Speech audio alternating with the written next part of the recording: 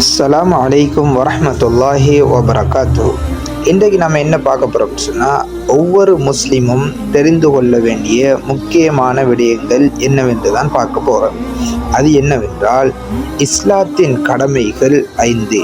அதில் முதலாவது கடமை கலிமா, இரண்டாவது கடமை தொழுகை, மூன்றாவது கடமை நோன்பு, நான்காவது கடமை ஜகாத், ஐந்தாவது கடமை ஹஜ். இதில் நம்ம இப்போ முதலாவது கடமையை எடுத்துக்குவோம். முதலாவது கடமை என்ன? கலிமா. கலிமாக்கள் மொத்தம் 5 உள்ளன. அதில் முதலாவது கலிமா லா இலாஹ இல்லல்லாஹு முஹம்மதுர் ரசூலுல்லாஹி. இதன் பொருள் என்னவென்றால், வணக்கத்துக்குரிய நாயன் அல்லாஹு தஆலாவை தவிர வேறு யாரும் இல்லை. முஹம்மது நபி ஸல்லல்லாஹு அலைஹி வஸல்லம் அவர்கள் அல்லாஹு தஆலாவின் திருத்தூதர் ஆவார்கள். இதுதான் முதலாவது கலிமாவின் பொருள்.